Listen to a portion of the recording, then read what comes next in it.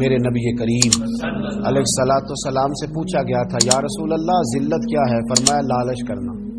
تو حضور عزت کیا ہے؟ فرمایا جو رب نے تجھے دیا اس پہ راضی ہو جا، اللہ عزت عطا فرما دے گا۔ قناعت میں عزت ہے، لالچ میں ذلت ہے۔ تو حرص کرنا، ہوس کرنا، مال کے پیچھے بھاگنا، لوگ تعلیم حاصل کرتے ہیں تو مال کمانے کے لیے، ہنر سیکھتے ہیں تو مال کمانے کے لیے، کسی استاد کے پاس جاتے ہیں تو مال کمانے کا طریقہ سیکھنے کے لیے، کسی سے یارانہ لگاتے ہیں تو کہتے ہیں ذرا دیکھو تو صحیح یہ آگے کیسے گیا ہے۔ جب مطمع نظر ہی مال ہو، جب توجہ ہی ساری مال کی طرف ہو، جب دولت ہی ہر چیز کا لوگ حاصل سمجھ لیں اور مقصود اور مدعائی دولت کو بنا لیں، تو پھر انسانوں میں کمزوریاں پیدا ہوتی ہیں، روحانی قوتیں ختم ہوتی ہیں، پھر انسانوں کے اندر شوق، ذوق اور وہ ساری چیزیں کمزور پڑتی ہیں۔ میرے نبی کریم، پھر پڑھیے، خوش ہو کے پڑھیے، نبی کریم صلی اللہ تعالی علیہ وآلہ وسلم نے نا ہمیں یہ سکھایا ہے، بتلایا ہے کہ قناعت کرو، تھوڑے پر راضی رہنا سیکھو۔ اور حضور علیہ الصلوۃ والسلام نے ارشاد فرمایا، مسند امام احمد بن حنبل میں حدیث موجود ہے، فرمایا اللہ تعالیٰ سے ایسی خواہشات سے پناہ مانگا کرو جو خواہشات تمہیں عیب میں ڈال دیں، اور فرمایا ایسی خواہش سے بھی اللہ کی پناہ مانگو جو خواہش پوری کرو تو وہ خواہش ایک اور خواہش میں ڈال دے۔ اللہ کی پناہ مانگو اس خواہش سے کہ جو پوری کی جائے تو پھر ایک اور خواہش میں تمہیں ڈال دے، اس سے اللہ تعالیٰ کی پناہ مانگو، پناہ مانگو، اللہ تبارک و تعالیٰ کی پناہ مانگو۔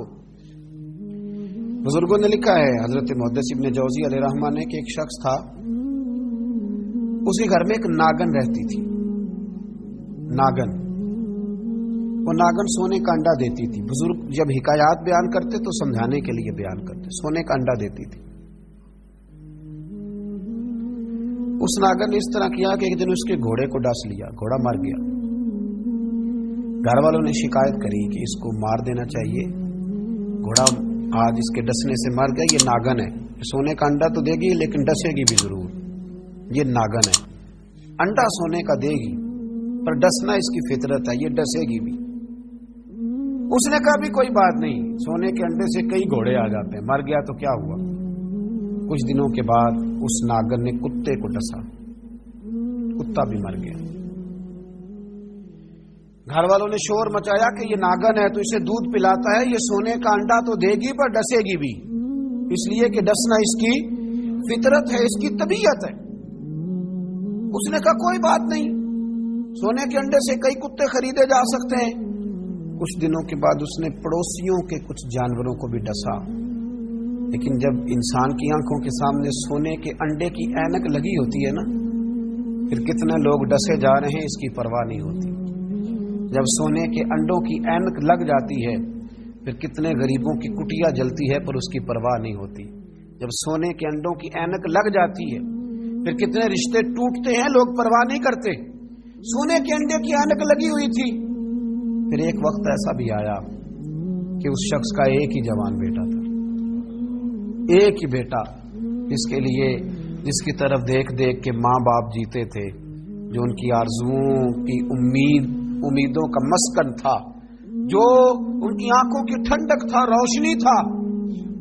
اس ناگن نے پھر اس بچے کو ڈسا، اور جب اس بچے کا جنازہ اٹھا تو پھر اس نے ہاتھ میں ڈنڈا پکڑا، اور ڈنڈا پکڑ کے جب وہ مارنے لگا نا ناگن کو، تو اس کی بیوی کہنے لگی اسے نہ مار، اپنے اندر کے لالچ کو ڈنڈا مار، اپنے اندر کی اس ہرس کو، اس ہوس کو، اس طمع کو، جس نے آج میرے بیٹے کی جان لے لی، جس نے ایک ماں کی گود اجاڑ ڈالی، جس نے اس گھر کی ساری خوشیوں کو تباہ کر دیا، اس لالچ پہ ڈنڈے برسا، جس نے تباہ کر کے رکھ دیا ہر چیز کو، اس نے کچھ بھی آج باقی نہیں چھوڑا، بے قدرہ کچھ قدر نہ جاتی، کیستی خوب تسلی ہو، یہ دنیا دار پجاری زر دے، کتیاں دے گل ٹلی ہو۔ میرے نبی کریم علیہ السلام نے فرمایا دنیا کا مال مردار ہے اور طلب کرنے والے کتے،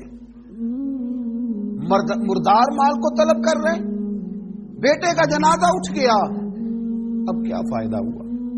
آج روحوں کے جنازے اٹھ رہے ہیں، آج دلوں کے جنازے اٹھ رہے ہیں، آج तन के उजले लोगों के मन के अंदर कुछ भी मौजूद नहीं, मुर्दा रूहें, मुर्दा दिल, मुर्दा ख्यालात, हर चीज माइनस करके जो चीज पीछे बची है वो सिर्फ दौलत है। हर चीज माइनस करके हमारे पास जो पीछे बची है वो जायदादें हैं। हर चीज माइनस करके जो हमने बचाया है वो दुनिया का माल है, बाकी हर चीज तबाह हो गई।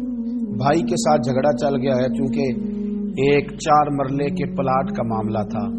वालिद के साथ तनाजा चल गया है, चूंकि उसने हमें हिस्सा कम दिया था। अम्मा के साथ झगड़ा है, क्योंकि वो बड़े भाई की जायदाद ज्यादा देने के हक में है। हमारा अपने दोस्तों यारों के साथ जो रिश्ता है वो लालच का है। हमने हर जगह हिर्स का बाजार गर्म किया है। तमा, लालच, ये सारी चीजें इस तेजी के साथ लोगों ने ओढ़ी हैं कि हर तरफ दौलत का बाजार गर्म है। ये जो सड़क पे जा रहे हैं, कुछ पैसे लेने जा रहे हैं, कुछ लेकर के वापस आ रहे हैं, कुछ मजदूरी करने जा रहे हैं, कुछ मजदूरी ढूंढने जा रहे हैं। दौलत ही दौलत का हर तरफ अंबार लग गया है। यूं महसूस होता है कि जैसे अब जो किसी से सलाम लेता है तो वो भी पहले सोचता है कि मुझे मुयस्सर क्या आएगा। हजरत मूसा कलीमुल्लाह अला नबीना अलैहिस्सलातु सलाम, हजरत मूसा कलीमुल्लाह अलैहिस्सलातु सलाम के जमाने में एक शख्स था जो मुस्तजाबुद दावात था। कौमे जब्बारीन के पास रहने वाला वो शख्स बलअम बिन बाउरा उसका नाम था, मुस्तजाबुद दावात था। अल्लाह ने उसे ये दर्जा अता किया था कि जो दुआ करता था रब उसकी कबूल फरमा लेता था, उसकी दुआएं मकबूल होती थी। इतना अल्लाह करीम ने उसे नवाजा था। जब हजरत मूसा अलैहिस्सलाम बनी इसराइल को लेकर उस कौम की तरफ गए ना जिहाद करने के लिए, तो बलअम बिन बाउरा पहाड़ पर इबादत करता था। बहुत सारे लोग उसकी अकीदतमंद थे, बहुत सारे लोग उससे मोहब्बत करते थे, बहुत सारी जगहों पे वो चाहा जाता था।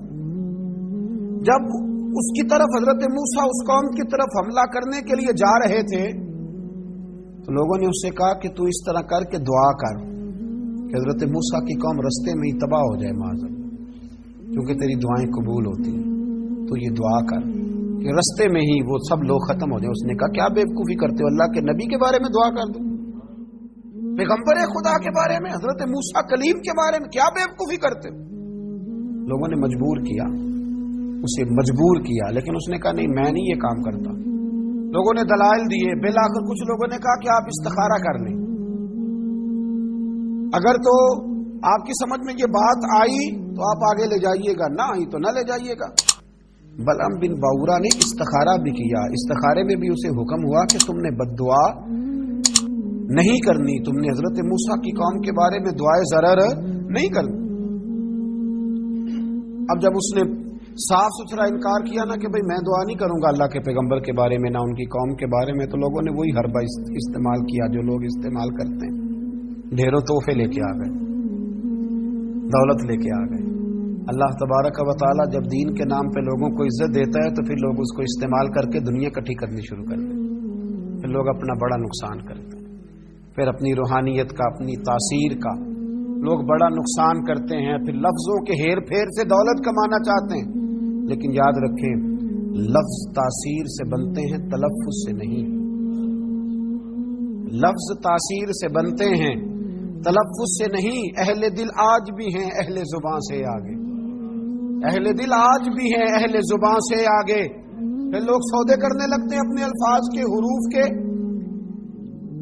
बहुत सारे जब तहाइफ मिले, कायल किए तो आमादा हो गया, दौलत जो सामने आई, लालच कर गया। इसको कुरान हकीम ने बयान किया है।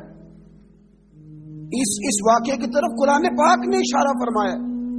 बलअम बिन बाउरा ने हाथ उठाए और दुआ के लिए जब निकला तो जिस घोड़े पे सवार था, जिस गधे पे सवार था, जब ये जा रहा था ना पहाड़ पे चढ़ के मैं बद्दुआ करूंगा हजरत मूसा की कौम के लिए, जब जा रहा था तो घोड़ा वापस बार बार मुंह फेरता था, वापस इसको कहता था ना जा, वापिस आ जा।